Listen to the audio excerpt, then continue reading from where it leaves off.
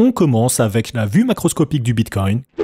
car ce qui nous intéresse en cette période, ce n'est pas de savoir ce qui va se passer juste dans les prochains jours, mais c'est plutôt de comprendre la tendance qui se dessine pour les prochains mois, car c'est bien sur ce moyen terme que nous aurons la possibilité de réaliser de gros gains à travers la potentielle formation d'une énorme bulle spéculative comme le Bitcoin a l'habitude de faire.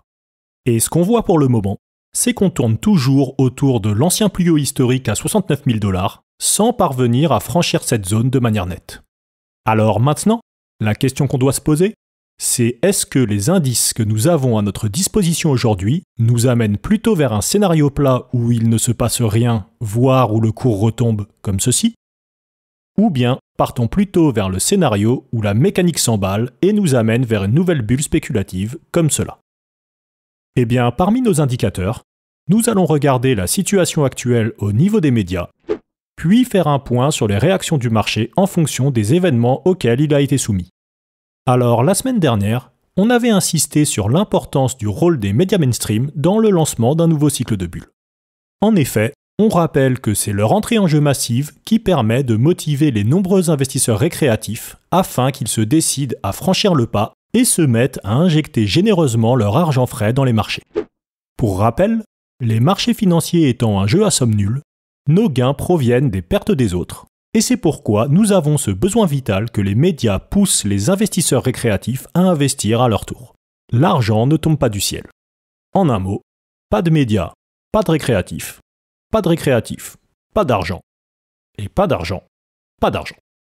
Cependant, on note qu'en une semaine, la situation s'est encore améliorée puisque de nouveaux médias pas du tout spécialisés dans la finance se sont mis à couvrir le sujet, comme ici avec Le Point ou même France 24. Ensuite, le deuxième indicateur qu'on va regarder cette semaine, c'est la réaction du marché. Le constat intéressant qu'on peut faire sur la semaine écoulée, c'est mardi soir où on a eu une forte baisse qui a amené le Bitcoin de 69 000 à 59 000 $ en moins de 5 heures, soit une baisse de 14%. Et ce qu'il faut savoir pour interpréter correctement ce type d'événement, c'est qu'en fonction de la phase de marché dans laquelle on se trouve, on va avoir différentes réactions possibles. Si on est en phase d'éclatement de bulle, donc ici sur le graphique théorique d'un cycle de marché, ce genre de mouvement se transforme en panique et la baisse s'amplifie largement pour atteindre parfois les moins 30%. Si par contre on est en phase de marché calme entre deux bulles, donc quelque part dans cette zone, en général, il se passe rien. On a la baisse et ça stagne parce que tout le monde est blasé des cryptos et personne réagit. Et enfin, si on est en phase ascendante de bulle, ce genre de baisse est au contraire très rapidement racheté car elles sont interprétées comme des opportunités de se positionner à bon prix dans l'optique d'une continuation haussière. Et ce qu'on a pu voir mardi soir,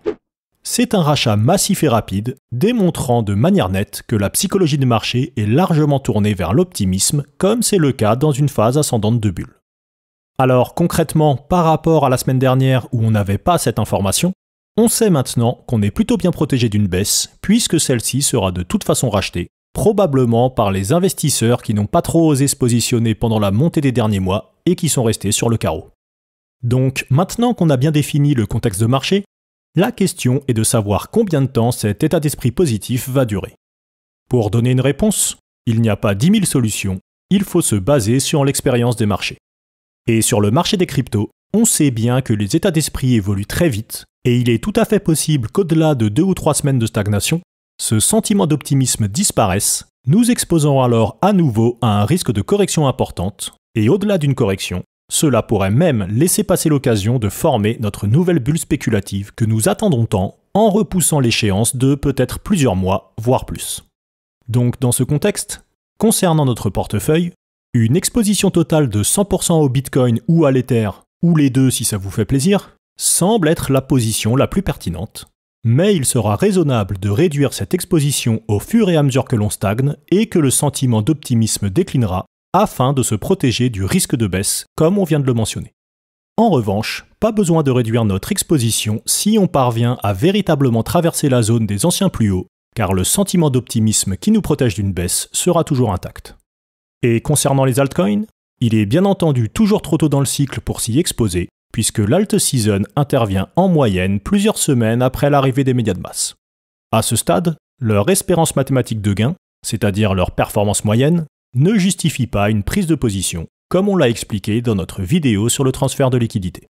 C'est tout pour aujourd'hui, et pour approfondir les concepts abordés dans cette vidéo, n'hésitez pas à parcourir nos différentes stratégies d'investissement pour profiter pleinement des hausses sur les crypto-monnaies.